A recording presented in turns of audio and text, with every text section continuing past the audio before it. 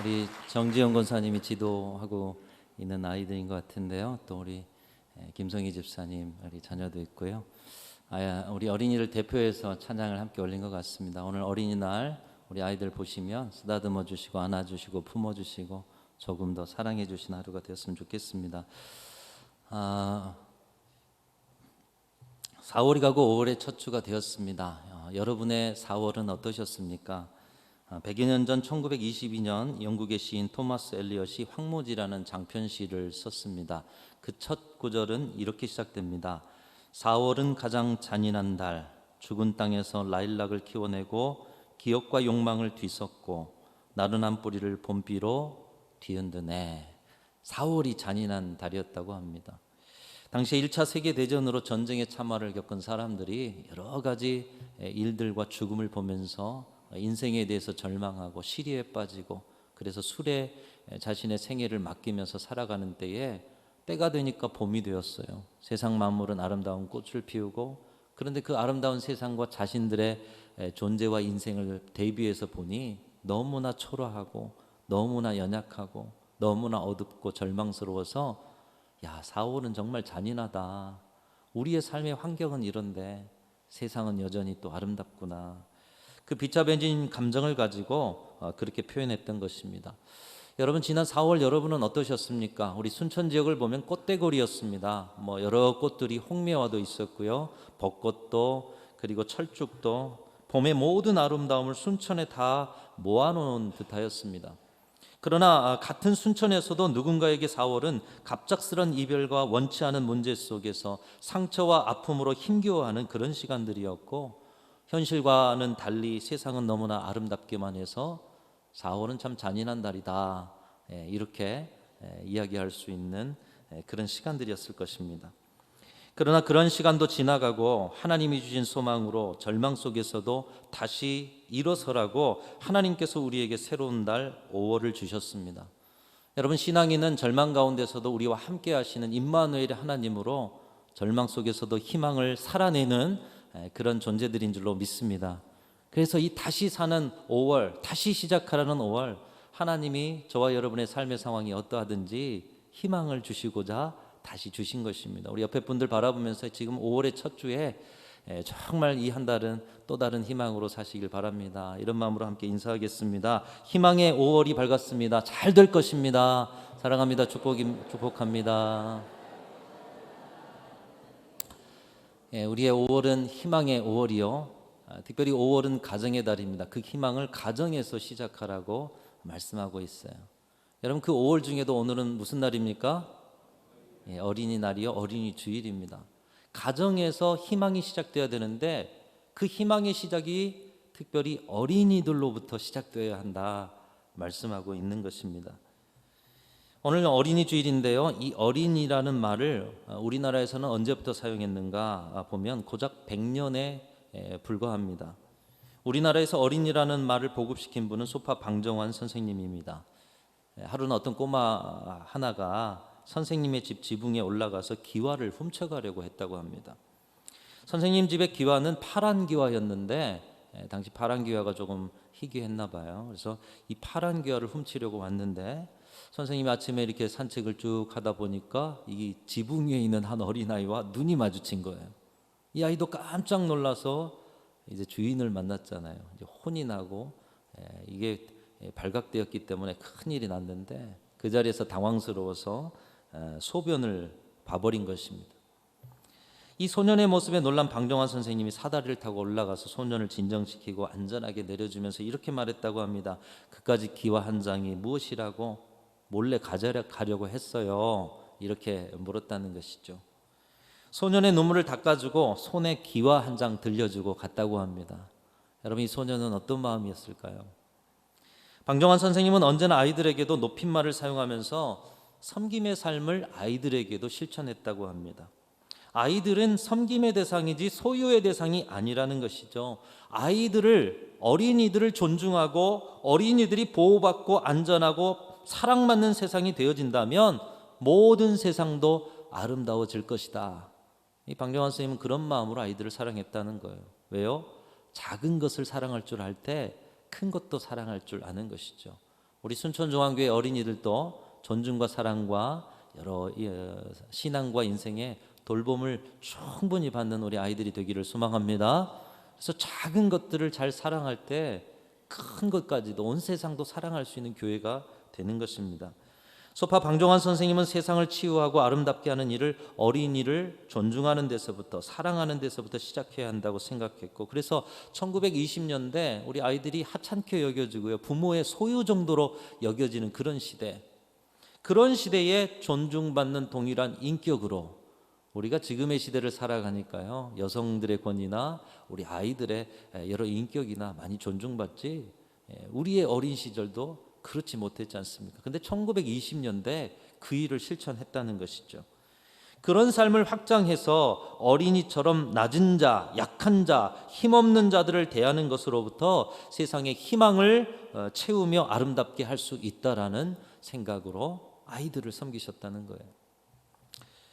여러분, 그런데 그런 희망을 살아내는 삶, 세상을 아름답게 살아내는 삶, 어린이들을 섬기고 존중하는 것으로부터 세상을 치유하고 희망을 심는 삶, 누가 먼저 말씀하셨습니까? 우리 예수님께서 먼저 말씀하신 줄로 믿습니다. 오늘 말씀이 2000년 전 예수님의 말씀이세요. 어린이들을 사랑해라, 어린이들을 존중해라. 어리석은 제자들을 향해서, 무지한 세상을 향해서 어린이와 같이 살고 어린이들을 대하듯 살아라 말씀하고 계시는 것입니다. 여러분, 오늘 본문 말씀을 보면은 우리는 이 말씀을 이렇게 생각합니다. 어린이들을 사랑해야 하는 것이 예수님의 뜻입니다. 예수님은 어린이들을 사랑하셨습니다. 물론 그렇습니다. 오늘 이 말씀 속에서 가장 먼저는 어린이들을 사랑하는 거예요. 근데 이 말씀의 깊은 의미는 거기에서 한 걸음 더 나아가고 있어요. 사실 오늘 본문 말씀을 보면 어린이보다 어른들에게 초점을 맞추고 있습니다. 어른들에게 이 세상을 어떻게 만들어가야 아름다운 세상이 될 수 있으며 천국과 같은 세상이 될 수 있다, 이것을 가르치고 있는 것입니다. 왜요? 어른들이 그렇게 살지 못하고 있기 때문에. 여러분, 그 시대나 이 시대나 어른들, 저와 여러분들이 어른들이죠. 이 시대의 기성세대로서 우리는 어떤 세상을 지금 만들면서 살아가고 있습니까? 오늘 제자들을 통해서 어른들의 세상이 여실히 보여주고 있습니다. 제자들이 예수님께 나와서 이렇게 묻습니다. 예수님, 천국에서는 누가 큰 사람입니까? 누가 높은 사람입니까? 여러분, 주님의 제자 정도 되었다면 크고 높은 것, 그게 무슨 소용이 있습니까? 주님의 제자들을 통해서 오직 높임 받으실 분은 우리 예수 그리스도 외에는 없는 줄로 믿습니다. 크셔야 할 분은 예수님이요, 예수님만 높임 받고 예수님만 크시다면 나의 생명조차도 아깝지 않다라고 고백하는 사람들이 저와 여러분들 아니겠어요? 세상 사람들은 평생 이 누가 크냐라는 명제에 갇혀 살지만 우리 믿음의 사람들은 누가 크냐가 아니라 크신 분 예수 그리스도, 높으신 분 우리 하나님, 이것으로 만족하며 살아가야 하는데, 그러나 믿음의 사람들도 별반 다르지 않다라는 것을 오늘 보면 제자들이 보여주고 있습니다. 예수님의 시대나 지금의 시대나 세상의 절망이 어디로부터 찾아오느냐? 누가 크냐라는 관점, 누가 크냐에 집중하고 누가 크냐에 집착할 때 거기에 절망이 파고 들어오는 것을 볼 수가 있습니다. 여러분, 우리의 가정은 어떻습니까? 혹시 여러분들도 모르게 누가 크냐를 가지고 갈등하고 있는 자리는 없으십니까? 부부 서로 갈등과 다툼과 자존심을 내려놓지 못한 자리가 바로 그 자리예요. 가만히 들여다 보십시오. 내가 너보다 높고 내가 너보다 크다. 고부간의 갈등의 자리가 그것이에요. 여러분, 그런 자리를 통해 가정이 희망이 솟아나겠습니까? 절망이 스며드는 것이에요.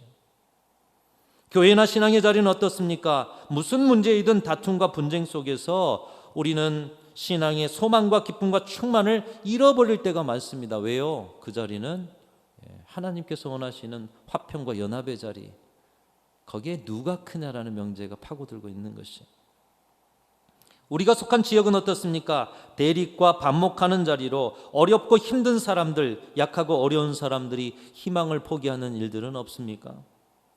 우리가 살아가는 이 기성세대 우리 어른들이 만들어간 세상을 가만히 들여다보면 이 누가 크냐라는 것에 절망이 스며들고 있음을 볼 수가 있습니다. 출애굽기를 보면 이스라엘 백성들이 가나안 땅의 약속을 받고 드디어 출애굽을 하고 홍해를 가르면서 가나안 땅을 향하는 이 광야의 여정을 걷습니다. 하루하루 주님이 주실 그 땅을 향해서 기쁨으로 나아가는 중에 드디어 가데스 바네아라는 곳에 12명의 정탐꾼을 그렇게 보내게 됩니다. 야, 하나님이 주신 젖과 꿀이 흐르는 땅, 이제 그 땅을 정탐하고 와서 우리가 이제 그 땅을 누리게 되겠구나. 40일 동안 정탐하고 왔어요. 그런데 그 가운데 여러분도 아시다시피 2명을 제외한 10명은 부정적인 보고를 합니다. 현실과 합리적인 것, 상황을 이야기합니다. 물론 그들의 말이 틀린 게 없어요. 현실은 정말 어려웠습니다. 가나안 땅 족속들은 대단히 거대한 그런 몸을 가지고 있었고요.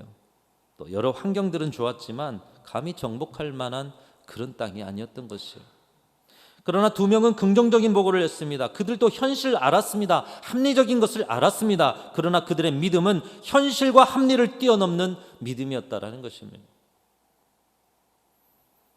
2명의 보고를 듣고 또 10명의 부정적인 보고를 들었을 때 이스라엘 백성들의 반응은 어떠했습니까? 이 부정적인 보고를 통해서 자신들을 출애굽으로 인도하였던 모세, 아론, 하나님 원망하기 시작하는 거예요.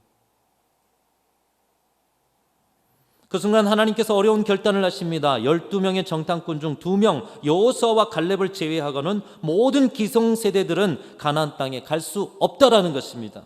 그리고 출애굽과 광야에서 태어난 2세대들만 가나안 땅에 가게 하셨습니다. 심지어 믿음의 사람, 기도의 사람, 온유의 사람, 하나님이 인정하신 사람이었는데 모세까지도 가나안 땅에 들어가는 것에 제외시켜 버리셨습니다. 왜 하나님께서 이런 결정을 하셨을까요? 여러분, 여호수아서를 보면 당시에 갈렙의 나이는 40세 정도예요. 여호수아도 비슷한 나이였을 거예요. 다시 말하면 40세 무렵의 나이는 단둘, 그리고 나머지는 그 아래 세대들로, 요즘의 시각으로 보면 여러분 우리 교회 지금 40세로 2명만 남고요. 그리고 그 아래 세대들이 교회를 이룬다면 교회가 어떻게 되겠습니까? 여러분의 시각은 어떨까요? 아마 요즘의 시각으로 보면 교회가 어떻게 돌아가겠습니까? 나라가 어떻게 돌아가겠습니까? 40세 미만, 40세는 둘밖에 안 되고 어린 친구들밖에 없는데, 여러분 요즘 그렇게 보지 않겠어요? 그러나 광야에서 기성세대들이 했던 것이 무엇입니까? 하나님의 백성으로 하나님만을 찬양하고 높여드렸어야 하고 하나님의 약속을 믿고 믿음의 본으로 후배들을 가르쳤어야 했지만 그들은 수시로 원망했습니다. 불평했습니다. 우상숭배와 반역을 일삼았습니다. 여러분, 그들 안에 핵심적인 것은 무엇이었습니까? 바로 욕심이었어요. 그리고 그 욕심은 한 가지 명제를 갖습니다. 하나님이라도 나처럼 소중한 사람을 이렇게 대해서 되겠느냐는 거예요. 나 같은 사람을 광야로 몰아내가지고 이 고생을 시켜서 되겠느냐는 거예요. 그러다 보니 원망하죠. 그 원망이 커져서 지도자를 돌로 쳐 죽이려고까지 합니다. 여러분, 그 원망과 불평 속에 나타나는 것이 있습니다. 누가 크냐라는 거예요. 누가 크냐. 오늘 본문의 명제가 그 안에 있는 것입니다. 내가 크다라는 것입니다. 오늘날 세상의 모든 갈등과 대립과 분쟁의 자리, 겉은 옳고 그름이에요. 겉은 바르고 온전함을 이야기해요. 그러나 그 속에 누가 크냐가 있는 거죠. 그러자 하나님께서는 그 기성세대들을 모두 놓아버리셨습니다. 어른들이 아니어도 세상이 돌아간다라는 것입니다. 왜입니까? 세상의 통치자는 사람이 아닌 하나님이시기 때문인 줄로 믿습니다. 민족을 이끄시는 분은 하나님이시요, 우리 가정을 이끄시는 분도 하나님이시요, 교회를 이끄시는 분도 하나님이십니다. 아니 40세는 딸랑 둘만 남겨놓고 나머지 그보다 어린 세대들만 남기시겠다. 한번 해보세요. 민족이 돌아가겠어요? 그 시대의 기성세대들이 그런 이야기 하지 않았겠어요? 여러분, 오늘날 기성세대들인 우리가 여기 있는 이유는 우리가 아이들보다 잘해서가 아니라 하나님께서 우리 기성세대들을 포기하지 않고 기회를 주신 전적인 하나님의 은혜임을 기억하실 수 있기를 주님의 이름으로 축원합니다. 오늘의 이 시대에도 주님이 손 놓아버리면 여러분, 우리가 이 자리에 존재할 수 있겠습니까? 예수님 당시에도 당시의 사회 지도자요, 어른이라고 하는 사람들이 누구였습니까? 제사장, 바리새인, 서기관, 로마의 통치자. 신앙적으로 존경과 높임을 받는 어른들이었고요. 통치로도 사람들의 모든 것을 이끌어가는 지도자들이었습니다. 여러분, 그러나 예수님의 3년간의 공생애가 힘든 것은 무엇 때문이었습니까? 결국 십자가에 달려 돌아가신 일이 어떻게 생겨난 것입니까? 그 중심에 누가 있었느냐? 당시 어른들이라고 하는 이 종교 지도자들과 당시 통치자들이라고 하는 로마의 지도자들, 바로 누가 크냐에 집착했던 사람들이었습니다. 여러분, 우리의 신앙의 자리든 가정의 자리든 이 사회의 자리든 누가 크냐라는 것에 집착한다면 바로 그 자리에서 예수님을 십자가에 못 박고 있다는 사실을 기억하실 수 있기를 바랍니다. 주님은 누가 크냐를 논하는 세상에서 차원 다른 이야기를 하고 계십니다. 어떤 이야기를 하고 계시냐 한번 따라하겠습니다. 누가 어린아이와 같으냐. 여러분, 천국은 바로 이것에 대한 경쟁이라고 말씀하고 있어요. 누가 크냐가 아니에요. 누가 더 어린아이와 같으냐는 거예요. 자, 우리 옆에 분들 바라보면서 더 어린아이와 같으신지 표정을 보십시오. 인상을 보시고 또 그분의 삶을 한번 더 생각해 보십시오. 여기 다 어린아이와 같은 분들만 가득한 줄로 믿습니다. 주님은 다른 차원을 이야기하고 계세요. 제자들은 누가 크냐를 묻는데 주님은 누가 어린아이와 같으냐. 천국은 세상에서 큰 자들이 가는 것이 아니라 어린아이와 같은 사람들이 가는 것이다. 천국은 세상에서 높은 자들이 가는 것이 아니라 어린아이들을 존중하는 삶의 태도로 살아가는 사람들에게 주시는 것이다. 이것을 정리하면 오늘 설교 제목과 같습니다. 한번 따라하겠습니다. 어린아이와 같은 마음으로 살고 어린아이를 대하듯 살자. 오늘 설교의 핵심이 이것입니다. 오늘 예수님 말씀도 그것입니다. 두 가지로 말씀하고 계셔요. 먼저는 어린아이와 같은 마음으로 살아야 된다. 그리고 나 외에 다른 사람들을 대할 때는 어린아이들을 대하듯 살아야 된다. 이것을 말씀하고 계시는 거예요. 자, 그러면 어린아이와 같은 마음으로 사는 것은 어떤 마음입니까? 한마디로 정리하면 자신을 낮추며 사는 것이다. 이렇게 말씀하고 있습니다. 어린아이처럼 자신을 낮추며 살아라. 이미 다 알고 있는 말씀이죠. 우리가 알지만 어린이 주일이니까 다시 한번 기억하는 거예요. 어린아이처럼 낮추며 살아라. 그런데 요즘 아이들은 자신을 많이 낮출까요? 여러분 어떻게 생각하십니까? 때로는 인사도 잘 안 하죠. 어른이 지나가도 보는 척 만척해요. 당연히 어떤 면에서는 높임말 쓰는 것도 쉽지 않고요. 조금만 자기에게 피해를 줘도 아이들까지도 보면 뒤에서 험담 잘합니다. 그렇죠? 여러분, 아이들끼리 있는 것을 한번 살짝 엿보십시오. 욕을 얼마나 청산유수로 잘하는지요. 다 아시죠? 근데 그 아이가 여러분 가정의 아이니까요. 요즘 아이들을 보면서 어린아이처럼 낮춰라. 주님 이 말씀이 요즘은 안 맞습니다. 그 시절 2000년 전에는 맞는지 몰라도. 여러분 어떻게 생각하십니까? 여러분, 그러나 이 아이들의 모습이 어디로부터 왔습니까? 깨끗한 그들의 마음에 어른들의 얼룩이 물들었기 때문인 것입니다. 어른들이 그렇게 가르쳤어요. 어른들이 그렇게 방치했어요. 어른들이 그렇게 길들였습니다. 옛날에는 길들여지는 속도가 아주 느렸다면 이 부정적이고 어두운 것이 요즘 얼마나 빨리 배워지는지요. 여러분, 그러나 원래 어린이는 어른이 오면 본능적으로 자신을 낮추는 것이 어린이에게 심어주신 본능이에요. 왜요? 약한 존재이니까요. 자신은 작은 존재이기 때문에 자신을 낮춥니다. 조심스러워합니다. 사랑받기 위해서 애쓰는 존재가 어린이인 것이에요.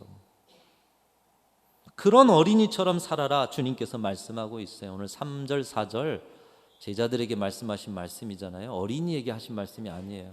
그러니까 오늘 이 말씀은 물론 어린이를 사랑하라는 말씀이지만 이 시대를 향해서 우리를 향해서 말씀하고 있어요. 우리 3절 4절 읽으시면서 나의 삶은 정말 낮추며 살아가는가 한번 돌아보겠습니다. 시작. 이르시되 진실로 너희에게 이르노니 너희가 돌이켜 어린아이들과 같이 되지 아니하면 결단코 천국에 들어가지 못하리라. 그러므로 누구든지 이 어린아이와 같이 자기를 낮추는 사람이 천국에서 큰 자니라. 여러분 생각해 보십시오. 하나님 앞에서 큰 사람이 누가 있습니까? 하나님 앞에서 어린아이가 아닌 사람이 누가 있습니까? 오늘 여기에는 우리 나이에 따라서 대부분 많은 어른들이 앉아 계시지만 여러분, 하나님 앞에서 어른인 사람이 있을까요? 우리의 할아버지의 할아버지, 또 그 할아버지의 할아버지도 하나님께서 이 땅에 생명으로 아기로 보내셨어요. 여러분, 하나님 앞에서 우리의 경륜과 지혜를 가지고 하나님과 견주어 비교할 수 있겠습니까? 세상의 모든 지혜는 하나님의 어리석음보다 못한 줄로 믿습니다. 그리고 그 지혜마저도 하나님의 피조물, 창조물인 것이에요. 그럼에도 우리를 귀하게 여기셔서 하나님의 자녀 삼아주시고 오늘의 시대를 책임질 어른 세대로 우리를 세우신 것입니다. 우리가 하나님 앞에 이 첫 시작인 갓난 아이와 같다는 낮은 마음으로 살아갈 때 바로 그 자리에 평화가 임하고 그 자리에 하나님이 주신 소망이 시작된 것을 예수님은 우리에게 가르쳐주고 계십니다. 사랑하는 성도 여러분, 하나님 앞에서 살아가실 수 있기를 축복합니다. 하나님 앞에서 우리 모두는 아이입니다. 아이예요. 주 앞에서 낮추라, 그리하면 주께서 높이시리라. 여러분, 어린아이와 같이 낮추면서 살아가실 수 있는 저와 여러분들이 되시기를 축복합니다. 그래서 어린아이와 같이 살아라, 이 말씀 첫 번째 말씀이고요. 두 번째로 말씀은 어린이를 대하듯 살아가는 삶을 살아야 할 것이다 말씀하고 있습니다. 자, 그러면 나 외에 다른 사람들을 어린이를 대하듯 사는 삶은 어떤 삶일까? 두 가지로 정리해 볼 수 있습니다. 오늘 예수님 말씀의 첫 번째로는 누군가를 영접하는 삶을 살아라 말씀하고 있어요. 우리가 어린이를 보면 그냥 마저 귀엽고 또 마저 사랑스럽습니다. 그래서 예배 끝나고 나가시면서 우리 어린이들이 로비에서 왔다 갔다 하면 그들이 무엇을 하건 간에 사랑스럽고 귀엽고 안아주고 싶고, 그게 우리 어른들의 마음 아닙니까? 누군가를 바라볼 때 이렇게 어린이를 대하듯 살으라는 것이에요. 어린이와 경쟁하는 어른 보았습니까? 여러분, 어린이와 네가 크다 내가 크다 하는 어른이 어디 있어요? 결국 그 어린이와의 경쟁 속에서는 결국은 어른이 지는 거예요.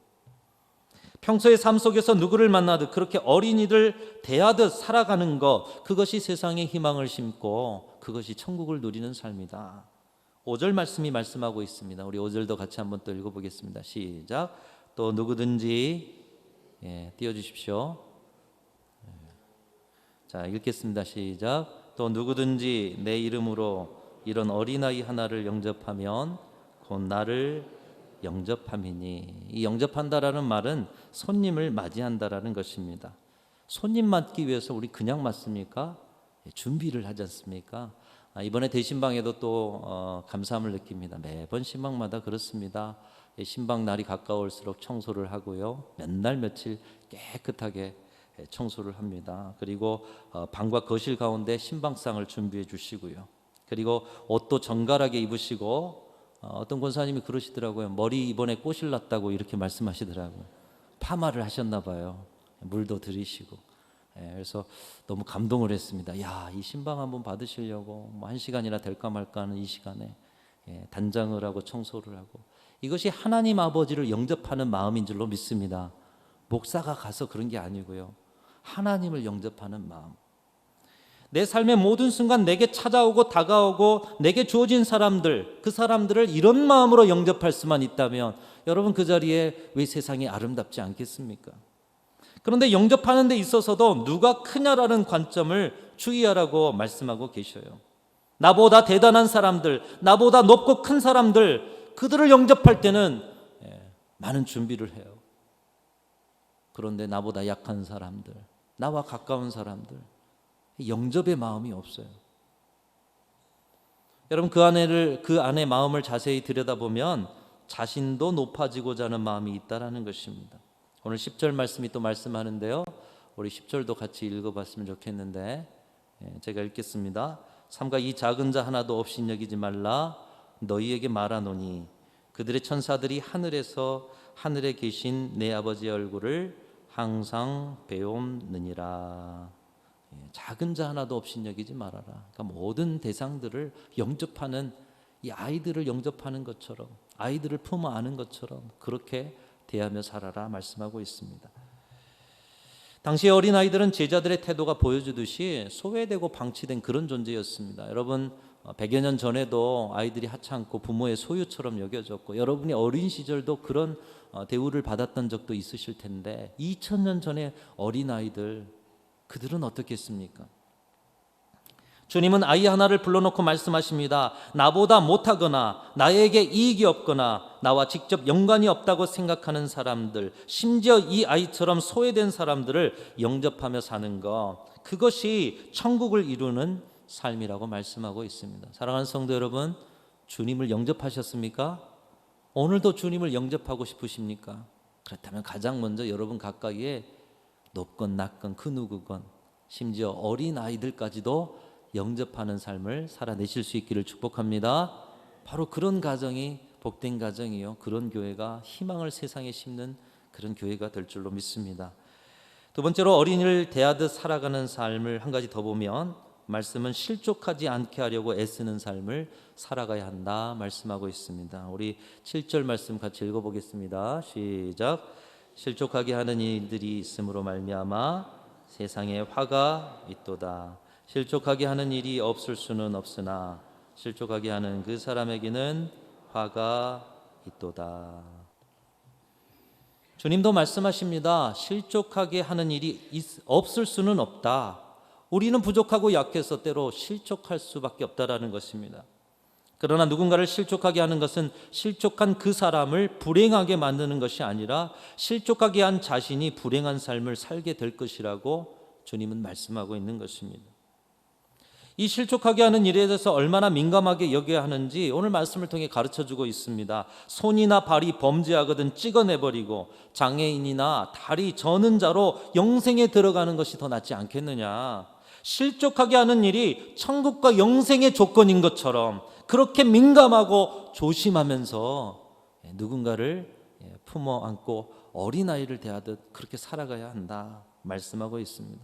사랑하는 성도 여러분, 저와 여러분의 언행과 말투, 그리고 저와 여러분의 행동거지, 저와 여러분이 살아가는 삶의 방식, 그 모든 것을 통해서 어떤 한 사람도 실족하는 일이 없으시기를 주님의 이름으로 축원합니다.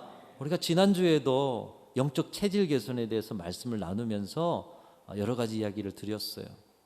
영적 체질 개선의 사람은 이런 삶을 산다. 아니, 이런 삶을 사는 사람은 체질 개선을 이룰 것이다 하면서 세 가지 말씀드렸죠. 선한 눈빛, 축복하는 말, 그리고 사람을 세우는 삶. 근데 오늘도 동일하게 예수님 말씀하셔요. 누군가를 대할 때 어떻게 해요? 누군가를 영접하듯이 그를 품어내라. 그리고 실족하지 않도록 하는 것이 복된 삶이다. 이렇게 말씀하고 있습니다. 사랑하는 성도 여러분, 우리가 믿음 안에서 누가 크냐라는 관점이 있다라면 여러분 잘 살피셔서 여러분 안에 있는 이 누가 크냐라는 쓴뿌리를 다 캐내셔서 여러분이 살아가는 자리를 하나님의 천국으로 만들어 가시는 저와 여러분들이 되시기를 주님의 이름으로 축원합니다. 그 삶은 모든 삶의 자리에서 어린아이처럼 낮추며 살아가는 삶이다. 그리고 모든 이들을 대할 때 그들을 영접하고 더불어 그들의 삶 속에서 그들을 민감하게 실족하는 일이 없도록 점검하면서 살아가는 것이다. 저와 여러분의 삶에 이 삶이 이루어져서 온전한 아름다운 하나님 나라 천국 5월 한 달이 소망으로 가득 차는 그런 한 달이 되실 수 있기를 축복합니다. 여러분, 서두에 시작했던 방정환 선생님이 그 기와를 주었던 아이는 어떻게 자랐을까요? 찾아보지는 못했습니다. 근데 아마도 그 어린 시절 충격받아서 소변을 보기까지 했는데 존중해주고 사랑해주고 높임말을 쓰고 기와를 한 장 들려준 그 선생님의 사랑과 인격을 통해서 아마 이 아이도 그런 삶을 살진 않았겠습니까? 여러분, 많은 무리 앞에서 예수님 앞에 세워진 그 아이는 어떻게 살았겠습니까? 예수님의 사랑과 존중을 받고 그도 그런 삶을 살면서 세상을 아름답게 가꾸지 않았겠습니까? 이젠 저와 여러분들이 그런 아이들을 세워가야 할 차례입니다. 우리 순천중앙교회의 성도들을 통해서 세상 모든 아이들이, 세상 모든 영혼들이 아름답고 존중하며 세상을 하나님의 나라로 만들어가는 그런 일꾼들로 세워져가는 역사가 있으시기를 주님의 이름으로 축원합니다. 하나님 아버지 감사합니다. 누가 크냐라고 경쟁하는 세상 속에 저희는 오직 주님만 크신 분이요, 우리 모두는 사랑하며 영접하며 서로를 아끼며 서로 안에 하나님의 나라를 발견할 뿐입니다. 오늘 말씀을 통해 이 고백 드리면서 살아가게 하신 하나님 감사합니다.